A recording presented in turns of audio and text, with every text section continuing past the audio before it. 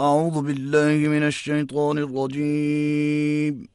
بسم الله الرحمن الرحيم. شرع لكم من الدين ما وصى به نوحا والذي أوحينا إليك وما وصينا به إبراهيم وموسى وعيسى وما وصينا به إبراهيم وموسى وعيسى أن أقيموا الدين ولا تتفرقوا فيه كبر على المشركين ما تدعوهم إليه الله يجتبي إليه من يشاء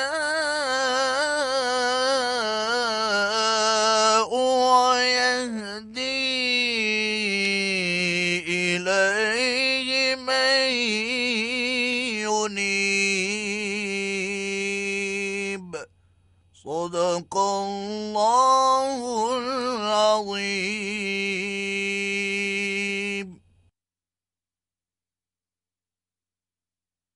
شروع اللہ کا نام لے کر جو بڑا مہربان نہایت رحم والا ہے۔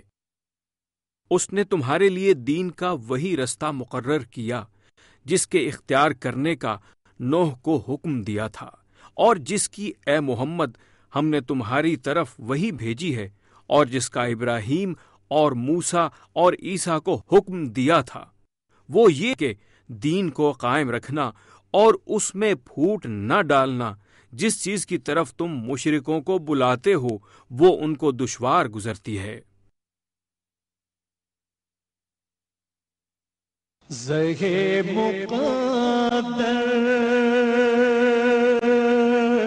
حضرت ابو ہریرہ رضی اللہ تعالی عنہ بیان کرتے ہیں کہ نبی کریم صلی اللہ علیہ وآلہ وسلم نے فرمایا، مجھے حکم دیا گیا ہے کہ میں ان لوگوں سے اس وقت تک قتال کروں جب تک یہ گواہی نہ دیں کہ اللہ کے سوا کوئی الہ نہیں، اور مجھ پر اور اس چیز پر ایمان نہ لے آئیں جو میں لے کر آیا ہوں۔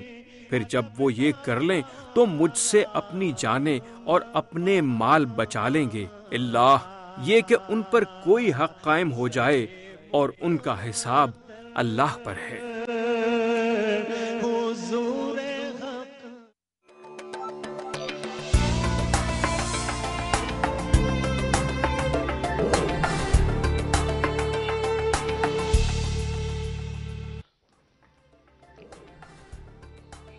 بسم اللہ الرحمن الرحیم۔ محترم ناظرین السلام علیکم۔ پیام صبح کے ساتھ ایک بار پھر آپ کا میزبان انیق احمد حاضر۔ خواتین و حضرات، پیام صبح میں آج کا موضوع اقامت الدین۔ خواتین و حضرات، نماز، روزہ، حج، عبادات کی ادائیگی میں بندہ اللہ کا غلام ہوتا ہے، اللہ کا مطیع ہوتا ہے، فرما بردار ہوتا ہے۔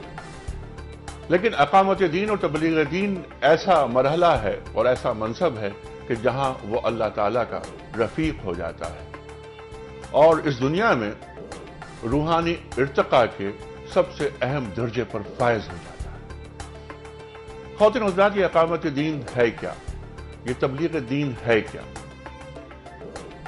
حیات طیبہ صلی اللہ علیہ وآلہ وسلم کا مطالعہ کریں تو معلوم یہ ہوتا ہے کہ مکی زندگی میں اقامت دین کا آغاز ہو گیا۔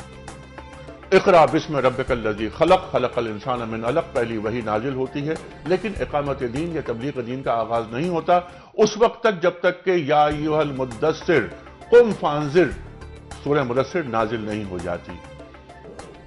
13 برس مکی زندگی ہے، مدنی زندگی، اقامت دین، ریاست کا قائم ہونا، اقامت دین۔ مدینے میں داخل ہونے سے قبل ذرا پہلے، مدینے کی سرحد میں بھی داخل نہیں ہوئے، سرکار دو عالم صلی اللہ علیہ وآلہ وسلم اور آپ کے صحابہ کے قتال کی اجازت دی جا رہی ہے۔ اقامت دین، مدینے میں ریاست کا قائم ہونا، اقامت دین، غزوات کا آغاز ہونا، اقامت دین، 6 ہجری میں صلح حدیبیہ ہونا، اقامت دین۔ صلح حدیبیہ ہوئی، واپس آئے، عمرہ نہیں کیا، لیکن انا فتحنا لک فتحا مبینہ کہا گیا، کھلی فتح، اقامت دین۔ اور 8 ہجری میں فتح مکہ ہو رہا ہے، اقامت دین۔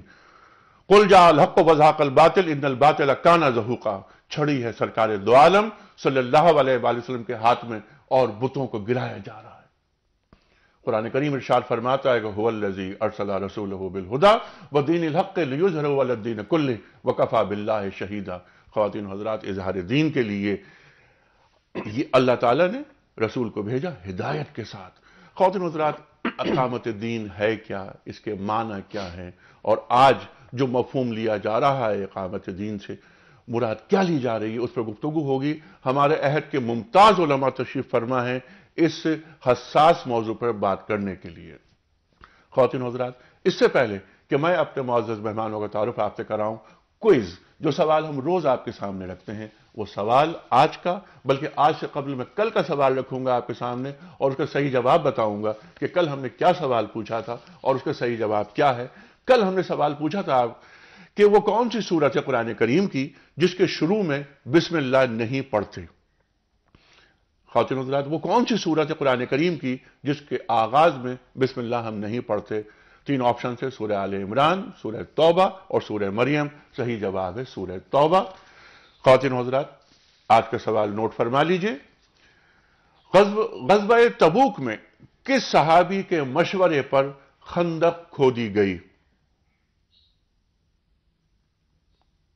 غزوہ تبوک میں کس صحابی کے مشورے پر خندق کھودی گئی؟ حضرت نعمان بن بشیر رضی اللہ تعالیٰ عنہ، دوسرا آپشن حضرت سلمان فارسی رضی اللہ تعالیٰ عنہ، اور تیسرا آپشن حضرت خالد بن ولید رضی اللہ تعالیٰ عنہ۔ خواتین حضرات، آپ جانتے ہیں کہ آپ ہمیں ٹیلی فون کے ذریعے، ای میل کے ذریعے اور SMS کے ذریعے اپنے درست آپشن روانہ فرماتے ہیں۔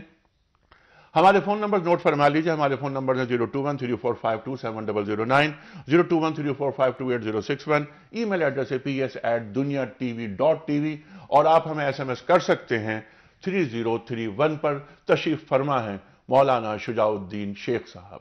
خواتین حضرات، ممتاز عالم دین، پیام صبح میں آپ ہمیشہ شجاع الدین شیخ صاحب کی گفتگو کو سماعت فرماتے ہیں اور ہم ہمیشہ سیکھتے ہیں آپ کی گفتگو سے۔ ہمارے دوسرے مہمان ممتاز عالم دین محترم مفتی محمد زبیر صاحب۔ دونوں مہمانوں کو خوش آمدید کہتا ہوا میں پروگرام کا آغاز کرنا چاہوں گا شجاع الدین شیخ صاحب سے۔ شیخ صاحب، آج کا ذرا انٹرو لمبا ہو گیا، میں معافی چاہتا ہوں، لیکن چونکہ موضوع بہت اہم۔ شجاع صاحب، یہ فرمائیے کہ اقامت دین پر گفتگو سے قبل ہم یہ چاہیں گے کہ دین کیا ہے، اس کی وضاحت کر دیں کہ دین، ان الدین عند اللہ الاسلام، دین سے مراد کیا ہے، دین کسے کہتے ہیں؟ بسم اللہ الرحمن الرحیم۔ سب سے پہلے میں آپ کو مبارکباد دینا چاہوں گا کہ بہت ہی قیمتی اور خود آپ نے فرمایا حساس موضوع کا انتخاب کیا گیا ہے، اور یہ سمجھنا پہلے ضروری ہے کہ دین کیا ہے، تب اقامت دین کا مفہوم اور اس کے تقاضے انشاءاللہ سمجھ میں آئیں گے۔ قرآن حکیم میں لفظ دین مختلف معانی میں استعمال ہوا۔ تفصیل میں جائے بغیر میں اشارہ کرنا چاہوں گا کہ 4 مختلف معانی میں لفظ دین استعمال ہوتا ہے۔ سورہ فاتحہ کی آیت نمبر 3 میں بدلے کے معنی میں استعمال ہوا، مالک یوم الدین۔ سورہ یوسف کی آیت نمبر 76 میں یہ قانون کے معنی میں استعمال ہوتا ہے۔ سورہ انفال کی آیت نمبر 39 میں یہ نظام کے معنی میں استعمال ہوتا ہے، اور سورہ زمر کی آیت نمبر 3 میں یہ اطاعت کے معنی میں استعمال ہوتا ہے۔ بدلہ، قانون، نظام، اطاعت، یہ چاروں باتیں جڑی ہوئی ہیں کہ بدلہ قانون کے تحت دیا جاتا ہے، قانون کے نافذ کرنے کے لیے نظام کی ضرورت ہوتی ہے، اور نظام وہی نظام کہلائے گا جس کو فالو کیا جا رہا ہو۔ اس تناظر میں جو آیت کی طرف آپ نے اشارہ کیا، سورہ آل عمران کی آیت نمبر 19 میں اللہ تعالیٰ فرماتے ان الدین عند اللہ الاسلام، دین وہ نظام حیات جو اللہ کے ہاں قابل قبول ہے وہ فقط اسلام ہے۔ اسلام ایک نظام حیات ہے۔ آج بدقسمتی سے کہیں چند عبادات کی ادائیگی کو کل دین سمجھ لیا گیا ہے۔ آج بدقسمتی سے چند مختلف مواقع اور اوکیزنز کے موقع پر کچھ تعلیمات اسلام پر عمل کر لینے کو کل دین سمجھ لیا گیا ہے۔ ارکان اسلام والی حدیث بہت مشہور ہے، بنیاد اسلام علی خمس، اسلام کی بنیاد 5 باتوں پر ہے، مگر ہم بھول جاتے ہیں کہ وہاں ذکر کیا جا رہا ہے کہ 5 باتوں پر بنیاد اسلام کی، پورا اسلام تو اس کی عمارت ابھی تعمیر ہونی ہے۔ وہ اسلام کی جو مکمل نظام زندگی ہے، جہاں انفرادی زندگی کے لیے رہنمائی بھی موجود ہے، اجتماعی زندگی کے لیے بھی رہنمائی موجود ہے۔ اللہ فرماتے ہیں کہ اس کے نزدیک اسلام ہی صرف دین ہے۔ قرآن کہتا ہے سورہ آل عمران آیت نمبر 85 میں اسلام کے علاوہ کوئی اور دین اختیار کرو گے وہ قابل قبول ہے ہی نہیں۔ قرآن کہتا ہے سورہ مائدہ کی آیت نمبر 3 الیوم اکملت لکم دینکم، یہ دین مکمل فرما کر اللہ نے دیا۔ قرآن کہتا ہے سورہ البقرہ آیت نمبر 208 میں ادخلوا فی السلم کافہ، پورے کے پورے اسلام میں داخل ہو جاؤ۔ قرآن کہتا ہے سورۃ البقرہ آیت نمبر 85 میں کچھ احکامات کو ماننا، کچھ کو نہ ماننا، کچھ آیات لے لینا، کچھ کو نہ لینا، یہ اللہ کے قابل قبول نہیں، یہ تقسیم اللہ کے قابل قبول نہیں۔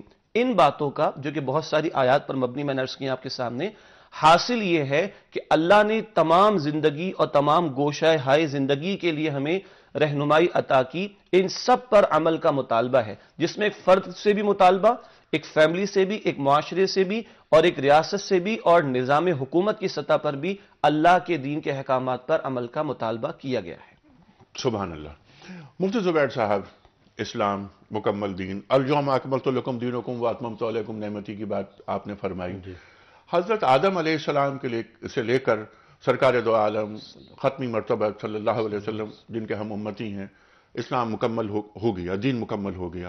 اب قیامت تک اسلام کے علاوہ کوئی ہدایت نہیں ہے، کوئی شریعت نہیں ہے، کوئی کتاب نہیں ہے، کوئی رسول نہیں۔ ٹھیک، بالکل صحیح۔ تو اب یہ شریعت محمدی صلی اللہ علیہ وسلم ایک نظام، وہ نظام جو دین لایا اور جس کی اقامت کا مطالبہ قرآن کریم کر رہا ہے، جیسا کہ شیخ صاحب نے فرمایا، یہ نظام کیا ہے؟ بسم اللہ الرحمن الرحیم، نحمدہ ونصلی علی رسول الکریم، اما بعد۔ بھائی شجاع الدین شیخ صاحب نے ماشاءاللہ بہت ہی مختصر وقت کے اندر آیات کے حوالے سے بات ذکر فرما دی۔ قرآن کریم کے اندر اللہ تعالیٰ نے دین کو دستور حیات قرار دیا ہے۔ ان الدین عند اللہ الاسلام کی جب ہم بات کرتے ہیں، یہ دستور حیات کا جب ہم لفظ استعمال کرتے ہیں یا ضابطۂ زندگی کا لفظ استعمال کرتے ہیں، تو آج کل کی موجودہ عیسائی دنیا اور اس کے پھیلائے ہوئے تصور سے ہم یکسر باہر نکل جاتے ہیں۔ وہ کہا کرتے ہیں کہ گرجے کو اس کا حق دو اور زندگی کو اس کا حق دو، یہ نعرہ انہوں نے مشہور کر کے رکھا ہوا ہے۔ اتوار کے دن چند پیس اور چند جا کر کے تسبیحات وغیرہ کچھ عبادات اپنے معبدوں کے اندر جا کر کے انجام دے دی جائیں۔ معیشت سے اسلام دین کا کوئی تعلق نہیں ہوگا، مذہب کا کوئی تعلق سیاست سے نہیں ہوگا۔ اسلام اس تصور کی یکسر نفی کرتا ہے۔ جب ہم بولتے ہیں کہ دستور حیات، تو دستور حیات کا مطلب یہ ہے کہ سیاست میں بھی اسلام کے احکام ہیں، معیشت کے اندر بھی اسلام کے احکام ہیں۔ اگر آسان لفظوں کا انتخاب میں کرنا چاہوں تو 4 چیزوں کے اندر تبدیلی اور 4 چیزوں کو مکمل طور پر وحی کے اصولوں کے تابع بنایا جائے۔ نمبر 1 تعلیم، نمبر 2 قانون، نمبر 3 معیشت، اور نمبر 4 سماج۔ ان 4 چیزوں کو مدینہ کی سوسائٹی کے تابع بنانا ہوگا، وحی کے اصولوں کے مطابق بنانا ہوگا۔ جب ان 4 چیزوں کو آپ تبدیل کر لیں گے، یہ ہے مطلب اسلام کے نظام کے نفاذ کا، یہ ہے در حقیقت اسلام نافذ ہو گیا، اقامت دین ہو گیا۔ لیکن ان میں سے کسی ایک چیز کے اندر بھی اگر کمی آئی اور کسی ایک چیز میں بھی شعبے میں کام کرنے والوں کی اگر نفی آئی، تو آپ نے اسلام کی عمارت اور اسلام کے در حقیقت اجزاء میں سے ایک جز کو ختم کر دیا۔ عمارت اور سیاست کی لوگ نفی کر کے تزکیے پر اگر آئیں گے، بہت بڑا ظلم کریں گے، بہت بڑی زیادتی کر رہے ہوں گے کہ تصوف کو، تسبیحات کو، ذکر، محاسبے اور مراقبے کو اصل دین اور دین کا نظام اور دستور حیات سمجھ رہے ہوں گے، یہ انتہائی زیادتی ہوگی۔ اور اگر کچھ لوگ ہیں کہ وہ سیاست کی محنتوں کے اندر لگے ہوئے، فرض نماز چھوٹتی ہے ان کو وحشت نہیں ہوتی ہے، اگر وہ سیاست کے کاموں میں لگے ہوئے ہیں اور ان کے دل دماغ میں تعلیم و تدریس کی کمی اور حقارت ہے تو وہ بہت بڑی زیادتی کر رہے ہیں. ان 4 چیزوں کے اندر تبدیلی ہوگی، اس کو کہیں گے اسلام کا نظام، وہ ہے اقامت دین و اظہار دین. ٹھیک ہے، بالکل ٹھیک ہے. جو حالات حاضرہ ہیں، جو زمینی حقائق ہیں، اس پر تو ابھی ہم نہیں آتے. ابھی ہم رکھتے ہیں فوکس صرف قرآن کریم پر. شیخ صاحب یہ فرمائیے کہ اقامت دین، جس طرح آپ نے دین کی تعریف کی اور پھر جو ذمہ داریاں ہیں، فرائض ہیں، ان کی طرف اشارہ کیا، بنیاد کیا ہے ہمارے پاس. اب اقامت دین کا جو ذمہ داری ہے، یعنی یدعون الی الخیر یامرون بالمعروف وینہون عن المنکر، جو قرآن کریم ارشاد فرماتا ہے تم ایک جماعت ہو کر جو خیر کی طرف بلائے، نیکی کا حکم دے، برائیوں سے روکے. کیا اقامت دین فرض عین ہے یا فرض کفایہ؟ بہت نازک سوال ہے کہ کیا اقامت دین فرض عین ہے یا فرض کفایہ. لفظ اقامت کا مختصر مفہوم بھی سمجھ لیں. جب نماز کے لیے پکار لگتی ہے اور پھر اقامت ہوتی ہے تو کہا جاتا ہے قد قامت الصلاۃ، کہ نماز کھڑی ہو چکی، نماز قائم ہو گئی. یعنی کہ دین کو قائم کرنا، یہ اس کا سادہ سا مفہوم ہوگا تفصیلی بحث میں جائے بغیر. اب سوال یہ کہ یہ اقامت دین کا عمل یا فریضہ یہ فرض عین ہے یا فرض کفایہ ہے. بہت گاڑی اصطلاحات ہیں ہمارے دین کی، بڑی قیمتی اصطلاحات ہیں. پہلے یہ بھی جان لیجئے کہ اولاً دین ایک فرد سے مطالبہ کرتا ہے اس کی ذات میں اللہ کے احکامات پر عمل کرنے کی. اگر اس سطح پر سوچے تو یقیناً مجھ پر دین کے احکامات کا نفاذ میری ذات کی سطح پر یہ تو فرض عین کے درجے کے اندر ہوگا. اسی طرح جہاں جہاں میرا دائرہ کار ہے وہاں وہاں دین کی بات پر عمل کرنا اور کروانے کی کوشش کرنا مجھ پر فرض کے درجے میں ہوگا. میں یہ نہیں کہہ سکتا کہ کسی ایک طبقے پر یہ ذمہ داری ڈال دی جائے کہ اور وہ ادا کر لے تو سب کی طرف سے ادا ہو جائے گا. یہ تصور درست نہیں ہوگا. فرد سے بات شروع ہوتی ہے اور معاشرے اور نظام کی سطح پر جاتی ہے. پوری امت کو بھی کہا جا رہا ہے کہ امر بالمعروف و نہی عن المنکر کے لیے تمہیں پیدا کیا گیا، لیکن آغاز اپنی ذات سے ہوگا، اس کے بعد اپنا خاندان درجہ بدرجہ آگے جائیں گے. جیسے قرآن کہتا ہے سورہ تحریم میں قو انفسکم واہلیکم نارا، آیت نمبر 6 ہے، اپنے آپ کو اور اپنے گھر والوں کو جہنم کی آگ سے بچاؤ.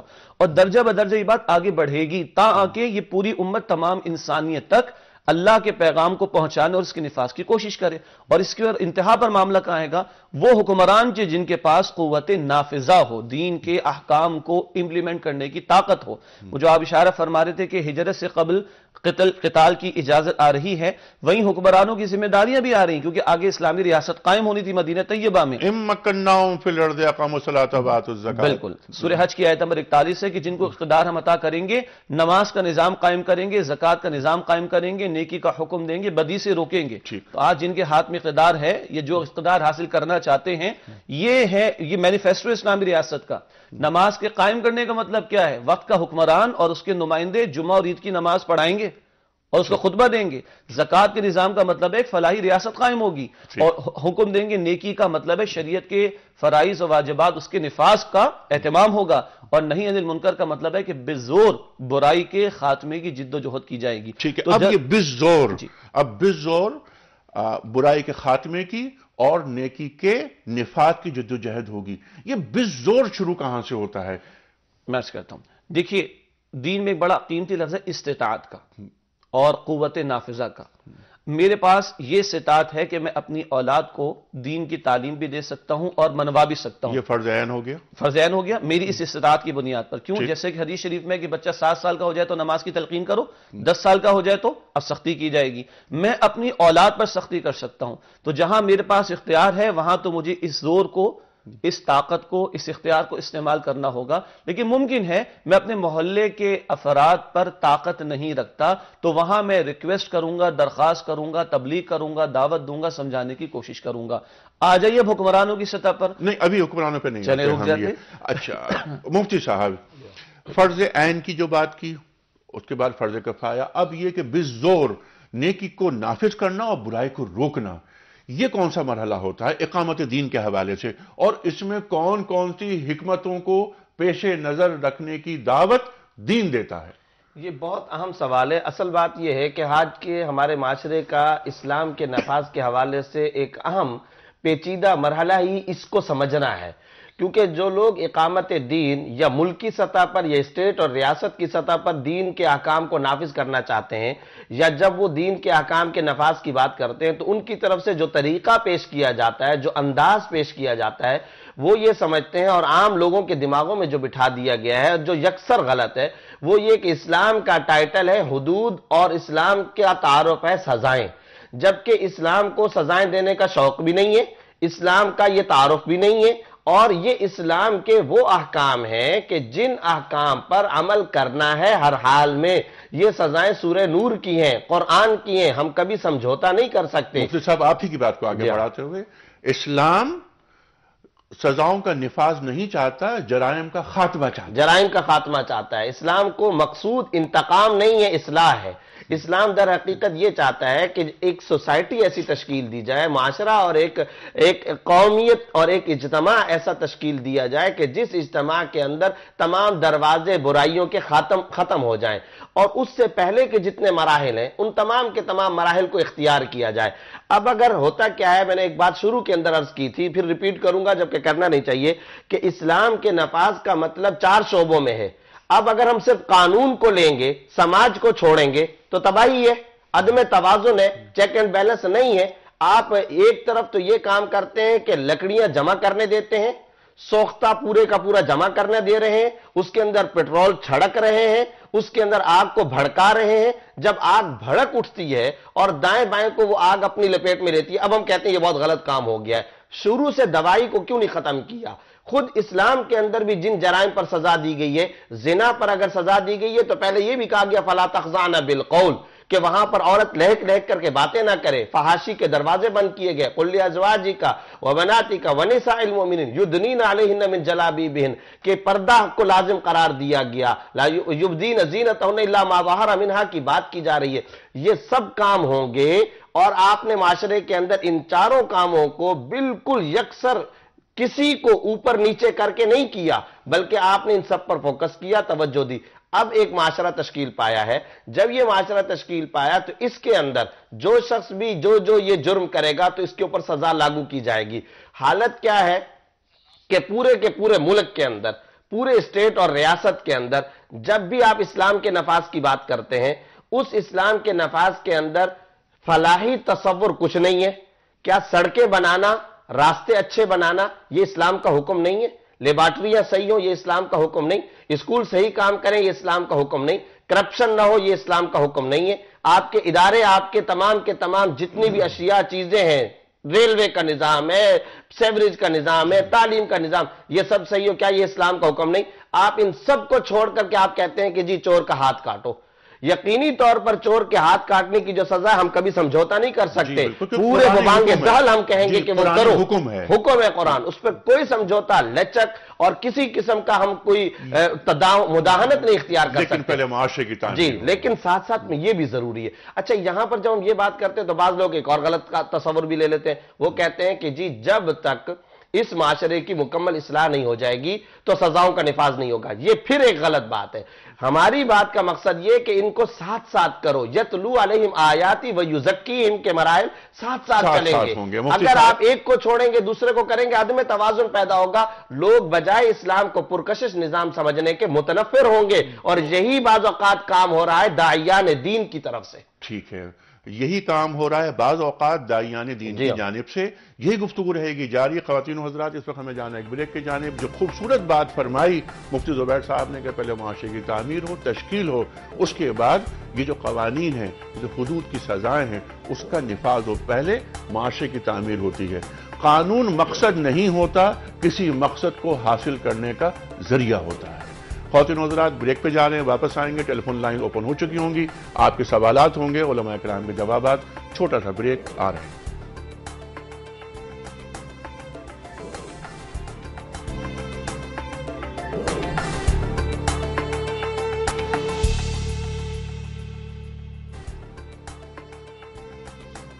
ویلکم بیک خواتین و حضرات، پیام صبح میں ایک بار پھر خوش آمدید۔ تشریف فرمائے محترم مولانا شجاع الدین شیخ صاحب اور محترم مفتی محمد زبیر صاحب۔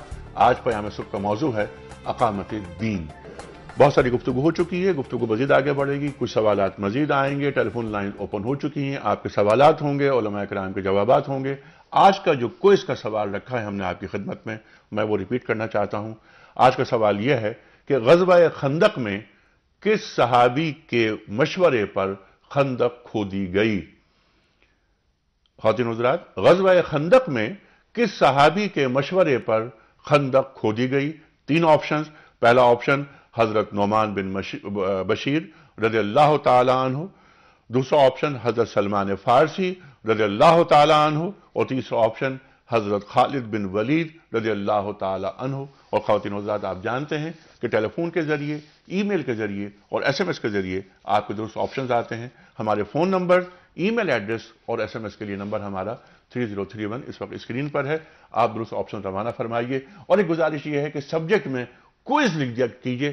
میز بہت زیادہ آتی ہیں تو کوئز لکھنے سے ایک پروگرام کے تحت تمام سوالات، آپ کے جوابات اکٹھے آ جاتے ہیں ایک ساتھ۔ شیخ صاحب، اسی موضوع کو لے کے آگے چلتے ہیں۔ اقامت دین ہمارے لیے بہترین رول ماڈل، قیامت تک کے لیے بہترین نمونہ سرکار دو عالم صلی اللہ علیہ وسلم کی حیات طیبہ، آپ کا اسوہ۔ ہم یہ دیکھتے ہیں کہ اقامت کے تعلق سے جو ہمیں سبق مل رہا ہے، جو درس مل رہا ہے، جو رہنمائی مل رہی ہے، جو روشنی مل رہی ہے مکی زندگی میں اور مدنی زندگی میں، اس کا نچوڑ کیا ہے؟ دیکھیے، اگر 3 الفاظ ہم استعمال کر لیں جو ترتیب کے اعتبار سے بھی دور نبوی صلی اللہ علیہ وسلم ہمیں بات آگے بڑھتی ہوئی دکھائی دیتی ہے: عبادت، شہادت، اقامت۔ اچھا، عبادت کا آغاز ایک فرد کی ذات پر اللہ کے حکم کے نفاذ سے ہوتا ہے۔ نماز کی فرضیت ہے۔ اگر آج ایک اسلامی ریاست قائم نہ بھی ہو تب بھی میرے لیے ممکن ہے، ایون غیر مسلم ممالک میں بھی، کہ میں نماز کی ادائیگی کر سکتا ہوں۔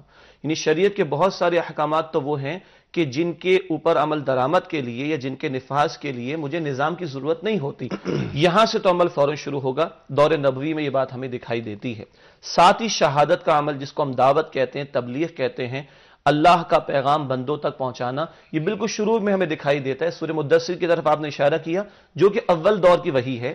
یا ایھا المدثر قم فانذر، اے لحاف میں لپٹ کر سونے والے صلی اللہ علیہ وسلم کھڑے ہو جائیے، فانذر، اور لوگوں کو خبردار کیجئے۔ آپ اپنے خاندان والوں کو بھی جمع کرتے ہیں، کوہ صفا پر بھی کھڑے ہوتے ہیں۔ ڈے 1 سے یہ کام بھی شروع ہو چکا ہے، اور پیش نظر ہے اقامت تک جانا، یعنی وہ اللہ رب العالمین کے احکامات جن کا نفاذ ذات کی سطح پر تو ہو رہا ہے، انہی احکامات کا اجتماعی معاملات کے اعتبار سے نفاذ اجتماعی سطح پر بھی ہو جائے، اجتماعی سطح پر بھی نفاذ ہو جائے۔ یعنی جس طرح آپ نے 3 یہاں پر فیکٹرز یہاں پر بیان فرمائے، اگر ہم اس کو یوں کہیں کہ تلاش حق، اعلان حق اور پھر نفاذ حق۔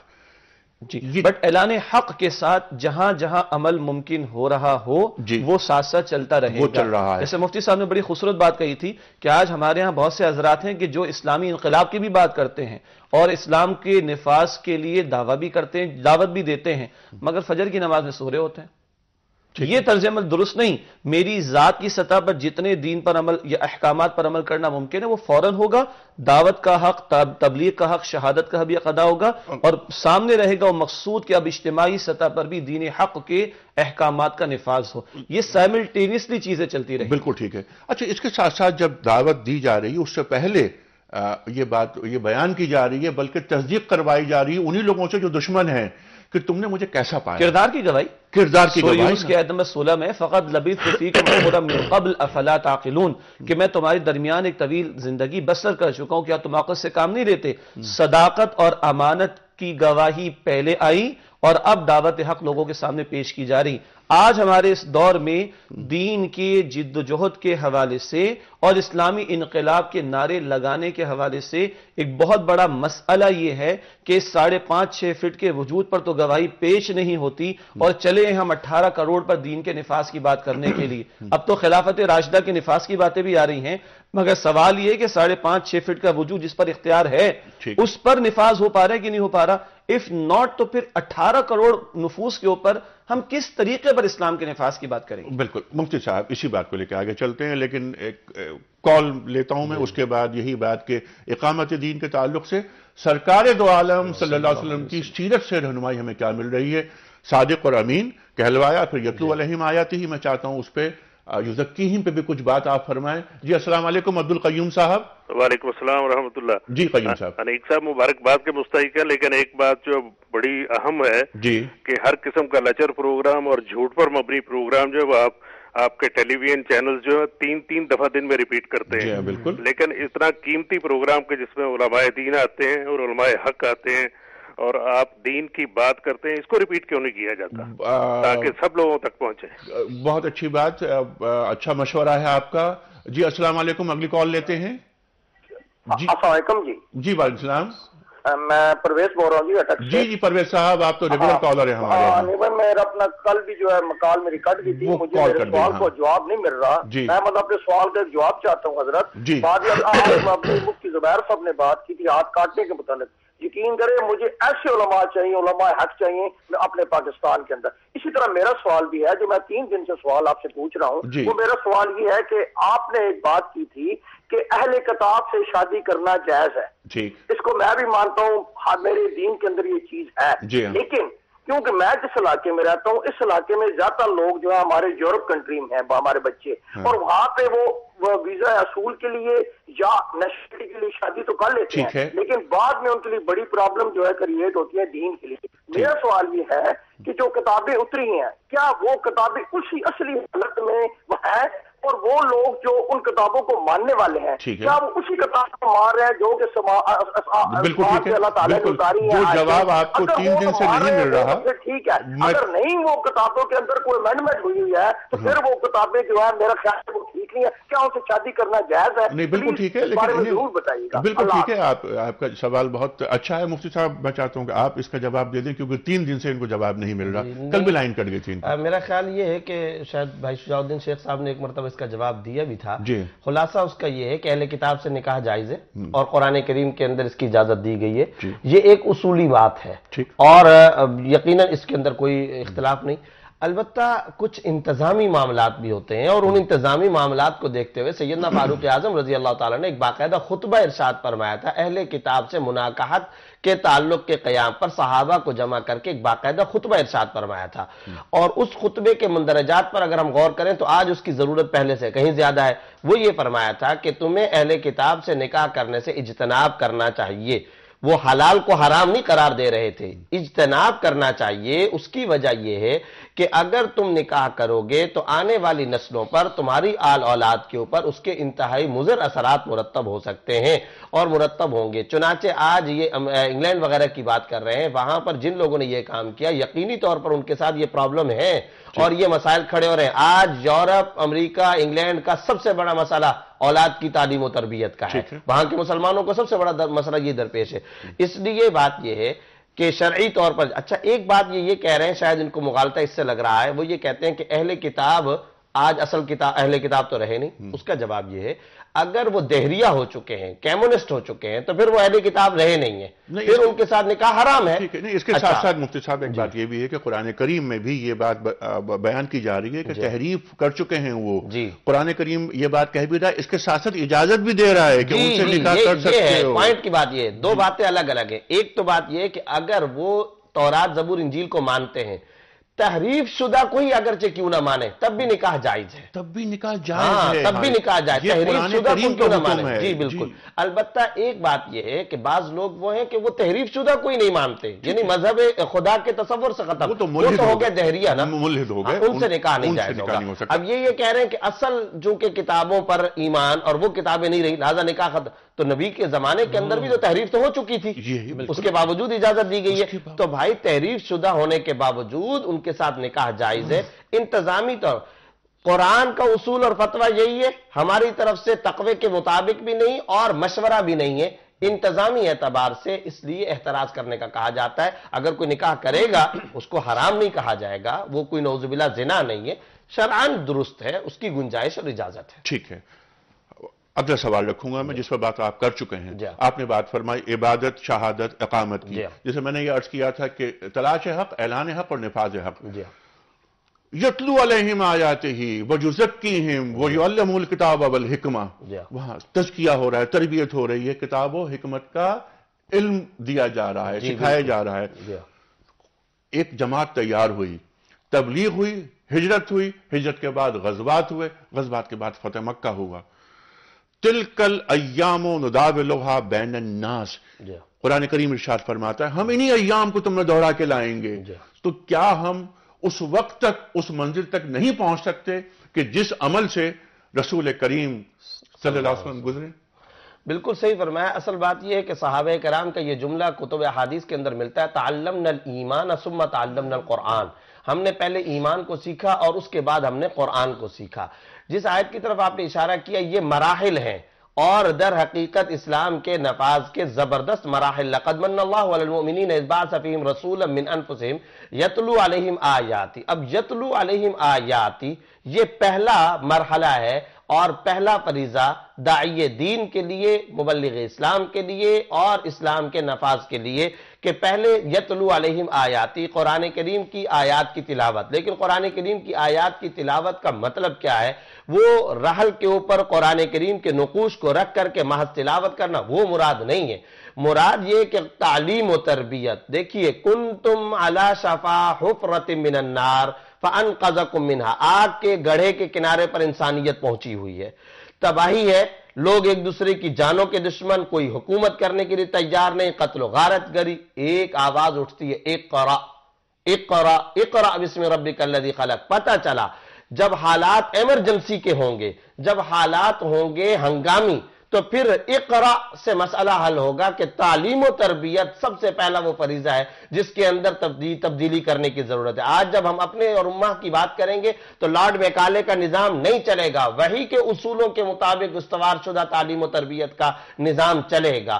اور تعلیم و تربیت کا جو نظام وہی کے اصولوں کے مطابق، تو ایک عامیانہ سی بات یہ دماغ میں آتی ہے، اچھا مولوی یہ کہنا چاہتے ہیں کہ ہمارے نوجوان ٹیکنالوجی سے دور ہو جائے، سائنس سے دور ہو جائے۔ یہ فکر، یہ سوچ انتہائی غلط ہے۔ کون کہتا ہے؟ سائنس اور ٹیکنالوجی کی سب سے زیادہ ترغیب قرآن نے دی ہے۔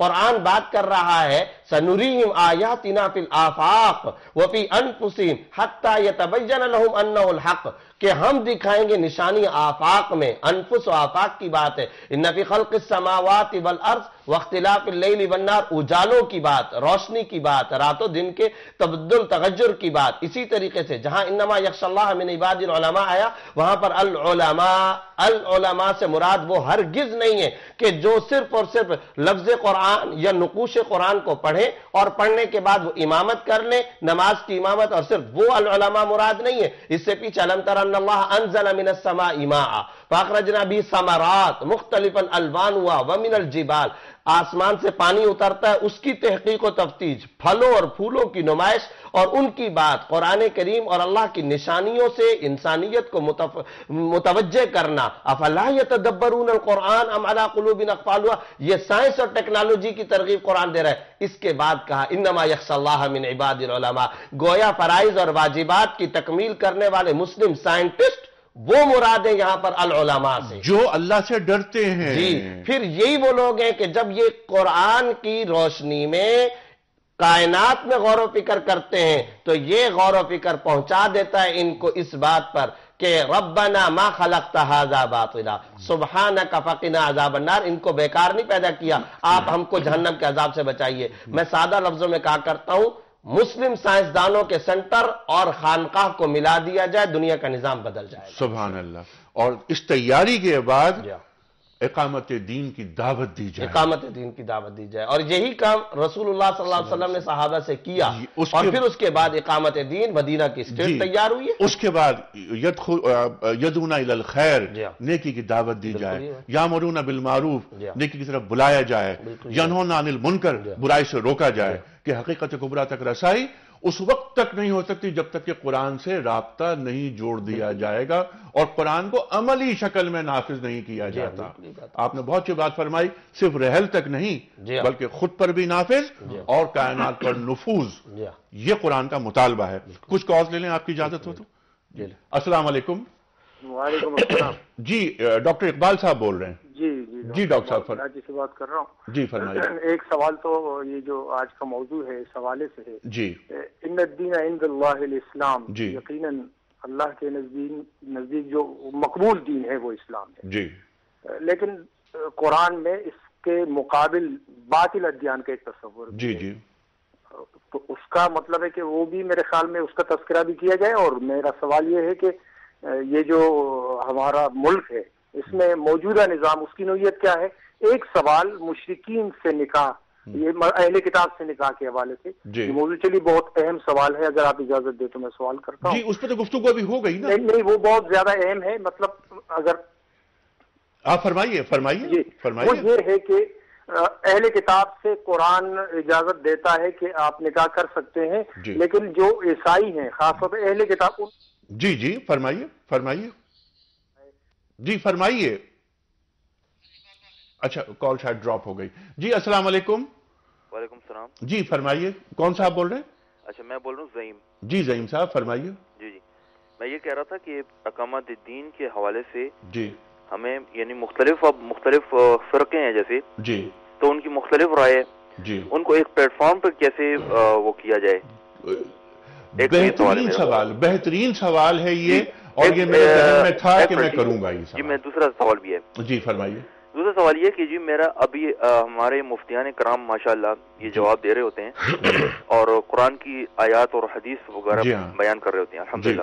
جی بہت اچھی بات ہے. لیکن اگر اس کے ساتھ یہ بھی بتا دیں یہ کس کتاب میں ہے، مثلا بخاری میں، مسلم میں، ابو داؤد میں، اور ساتھ یہ بھی کہہ دیں کہ بھئی فلاں عالم نے ان کو صحیح بھی کہا ہے تاکہ ان کی بات مکمل یعنی پکی ہو جائے، ہمیں اس کو عمل کرنے میں یعنی دشواری نہ ہو.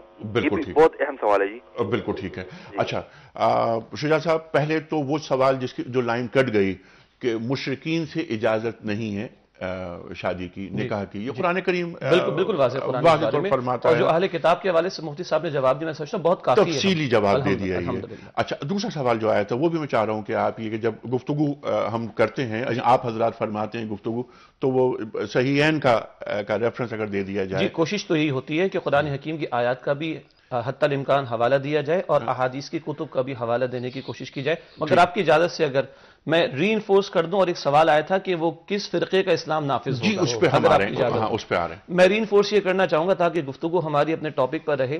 یہ اقامت دین آج جو ہم نے بالکل ابتدا میں آیت سنی ہے سورہ شورى کی آیت نمبر 13، 5 رسولوں کو جو حکم دیا گیا، جلیل القدر رسول ابراہیم علیہ السلام، موسیٰ علیہ السلام، عیسیٰ علیہ السلام، نوح علیہ السلام اور نبی کریم صلی اللہ علیہ وسلم، فرمایا جو ان کو حکم تھا وہ تمہیں بھی حکم ہے اقیم الدین، کہ دین کو قائم کرو. یہ صرف نمازوں کی ادائیگی اور چند کتابوں کا پڑھ لیا جانا، چند رسومات کا ادا کر لیا جانا یہ دین نہیں ہے. کل یہ دین کا جز ہے، یہ کل دین نہیں ہے. اس پورے دین کی اقامت ہم پر لازم کی گئی ہے. قرآن کہتا ہے سورہ مائدہ کی آیت نمبر 44، 45، 47 میں من لم يحكم بما انزل الله فاولئك هم الكافرون فاولئك هم الظالمون فاولئك هم الفاسقون. جو اللہ کے نازل کردہ احکامات کا نفاذ نہیں کرتے وہی کفر کر رہے ہیں، وہی ظلم، اور ظلم کا لفظ شرک کے لیے بھی آتا ہے، اور وہی فسق کر رہے ہیں. اسی سورہ مائدہ کی آیت نمبر 68 میں کہ لستم علی شیء، تمہاری کوئی حیثیت نہیں، حتی تقیموا التوراۃ والانجیل، جب تک کہ تم تورات اور انجیل کو قائم نہ کرو. آج قرآن کے نفاذ کی بات ہے. یہ جو ہمارے بھائی کا سوال تھا بہت ویلڈ سوال ہے، کس فرقے کا اسلام آئے گا. پوری دیانتداری کے ساتھ یہ عرض کر دوں کہ ایک بات جو چھپائی جاتی ہے، بیان نہیں کی جاتی، کہ اس پاکستان میں تمام مکاتب فکر کا اس پر اتفاق ہے کہ دین کی وہ تعبیرات جو کتاب و سنت کی بنیاد پر متفق علیہ اگریڈ اپون ہیں، ہم اسی کا نفاذ چاہتے ہیں. 1952 کم و بیش یا 1951 کم و بیش 31 علماء اس ملک کے چوٹی کے جمع ہوئے اور 22 نکات پر ان کا اتفاق ہوا، جس کو چیئر کر رہے تھے علامہ سید سلیمان ندوی رحمۃ اللہ علیہ، اور جس میں دیوبندی، بریلوی، اہل حدیث، ایون اہل تشیع، تمام مکاتب فکر کے علماء موجود تھے. وہ ڈاکیومنٹ موجود بھی ہے کہ اگر ان 22 نکات کے مطابق کوئی نظام پاکستان میں آتا ہے تو ہمیں قابل قبول ہے. اور پچھلے سال سن 2010 میں لاہور میں علماء جمع ہوئے اور اس میں 15 نکات کا مزید اضافہ ہوا آج کل کے حالات کے تناظر میں. تو یہ بات کہ کس فرقے کا آئے گا، یہ اعتراض تو بہت خوشنما ہے، مگر علماء کا اتفاق ہے. آپ نے بالکل واضح جواب دے دیا. میں اس سوال کو ذرا سے ریفریش کروں گا. مفتی صاحب کی مختلف اسکول آف تھاٹ کی بات کر لیتے ہیں، ہم فرقوں کی بات نہیں کرتے، فرقہ بندی تو حرام ہے. مختلف اسکول آف تھاٹ چل رہے ہیں جس طرح دیوبندی، بریلوی، اہل حدیث، مقلد، غیر مقلد، تشیع، سب اقامت کی بات کرتے ہیں، سب دین سے محبت کرتے ہیں، مرکز منزل ایک ہی ہے، سب نماز پڑھتے ہیں خانہ کعبہ کی طرف منہ کر کے، سب کا قرآن ایک ہے. اقامت دین کی جو کاوشیں ہوتی ہیں، کوششیں ہوتی ہیں، اگر مل کے ہو جائیں تو کیسا ہے؟ بہت اچھی بات ہے اور ہونا چاہیے، بالکل صحیح بات ہے. اگر کم از کم درجے کی بات یہ ہے کہ وہ اصول، وہ ضوابط کہ جو سب کے نزدیک متفق علیہ ہیں، اس کے اوپر تو فوری طور پر اتفاق ہو سکتا ہے. یہ بات ہے کہ آج مغرب سے پہلے ہو سکتا ہے اگر نیتیں درست ہوں، اور اگر اخلاص کے ساتھ ہم سب کے سب اس پر اتفاق کر کے نیتیں درست ہوں. نیتوں کے اندر بخاری کی پہلی حدیث ہے کہ انما الاعمال بالنیات. جی ہاں. تو بات یہ ہے، تو وہ علماء جس طرح آپ نے بات فرمائی، گفتگو میں لائے تھے آپ، تو یہاں دو باتیں میں عرض کروں گا. ایک تو آپ کی اس گفتگو سے جو میں نے بات کی کہ وہ علماء جو اتفاق کی بات کر رہے ہیں، اتحاد کی بات کرتے ہیں، اقامت دین کی بات کرتے ہیں، وہ ایک دوسرے کے پیچھے نماز پڑھنے کے روادار نہیں ہیں. ٹھیک ہے، ایک بات یہ. دوسری بات، سرکار دو عالم صلی اللہ علیہ وسلم تشریف فرمائے، آپ فرماتے ہیں کہ امت کا جو بہترین حصہ ہے وہ کون ہے؟ وہ علماء ہیں. اور امت کا جو بدترین حصہ ہے وہ کون ہے؟ علماء. یہ کون فرما رہے ہیں؟ وجہ وجود کائنات محمد مصطفیٰ احمد. جی بالکل صحیح بات. اصل بات یہ ہے انیق صاحب، میں آپ سے عرض کر دوں کہ یہ اعتراض اور یہ سوال جہاں سیکولر طبقوں کی طرف سے اور لادین حلقوں کی جانب سے بہت مرتبہ آیا کہ جب اسلام کو نافذ کرنے کی بات کرتے ہیں تو کون سا اسلام نافذ کریں گے؟ بریلوی اسلام، دیوبندی اسلام، اہل حدیث اسلام، مختلف باتیں. لیکن میں دوبارہ یہ ذکر کرنا چاہوں گا، اور خدا کرے کہ اللہ ہماری میڈیا کو توفیق عطا کرے کہ وہ اس بات کو ہائی لائٹ کرے کہ کبھی ہم نہیں کہتے کہ آپ جمعیت علماء اسلام کے اسلام کو نافذ کریں، آپ جمعیت اہل حدیث کو، آپ بریلوی دیوبندی. یہ بات ختم کر دی تمام علماء نے. ایک متفقہ دستور سب سے پہلے دیا جس میں تمام علماء تھے، اور اس کے بعد 1952 کی جو بات کی ہے اس کے اندر مجھے یاد پڑتا ہے 31 نکاتی فارمولا تھا. تو وہ 31 نکاتی فارمولا، اس کے اندر تمام کے تمام مکاتب فکر کے لوگ موجود ہیں. یہ سوال اور یہ اعتراض علماء پر سے ختم کر دیا گیا. ہم کہتے ہیں اس کو نافذ کر دو. سب کا اس پر اتفاقی یا دستخط موجود ہے. اسلام آباد کو خدا کرے قبول ہو جائے. نہیں، اسلام آباد پر بات میرا خیال ہے نہیں رکھنی چاہیے. کاغذی باتوں سے زیادہ عمل ہوتا ہے. Action speaks louder than words. عمل جو ہوتا ہے وہ الفاظ سے زیادہ قیمتی ہوتا ہے. میں پھر یہ بات کہوں گا کہ ہمارے علماء اللہ انہیں سلامت رکھے بڑی خدمت کر رہے ہیں دین کی، لیکن کاش اقامت دین کے تعلق سے ہی کم از کم ایک پلیٹ فارم پہ آ جائیں، ایک دوسرے کے پیچھے نماز پڑھنا کم از کم شروع کر دیں، تاکہ ہماری جو نوجوان نسل ہے وہ دین سے قریب آئے، کیونکہ علماء ہمارے رول ماڈل ہیں. اہل بصیرت علماء کرام ہیں، وہ الحمدللہ کوشش کرتے بھی ہیں، لیکن اجتماعی طور پر اللہ انہیں سلامت رکھے. ان کو ہائی لائٹ بھی کرنا چاہیے. انہیں ہائی لائٹ بھی کرنا چاہیے. ایک پرچی مفتی صاحب نکال دیجئے آپ. اور خواتین حضرات، کوئز کمپٹیشن میں روز ایک سوال ہم پوچھتے ہیں. آج جس کی خدمت میں ہم انعام بھیج رہے ہیں ان کا نام کیا ہے؟ جی، مصطفیٰ حیدر، اسلام آباد سے. مصطفیٰ حیدر صاحب اسلام آباد سے آپ کی خدمت میں ہم دنیا ٹی وی کی جانب سے گفٹ ہیمپر روانہ کر رہے ہیں. خواتین حضرات، آج ہی کے پروگرام کا تسلسل، کل ہم بات کریں گے امت وسط کے تعلق سے. قرآن کریم ہمیں امت وسط قرار دیتا ہے، ذمہ داریاں ہمیں عائد کرتا ہے. ہم پر امت وسط کی حیثیت سے ہم میں کیا اوصاف ہونے چاہیے، ہمارے فرائض کیا ہونے چاہیے کہ جب روز حشر ہمارا سامنا ہو سرکار دو عالم صلی اللہ علیہ وسلم سے، تو وہ یہ کہیں کہ ہاں جو کام میں چھوڑ کر آیا تھا اس امت نے آگے بڑھایا. خدا حافظ.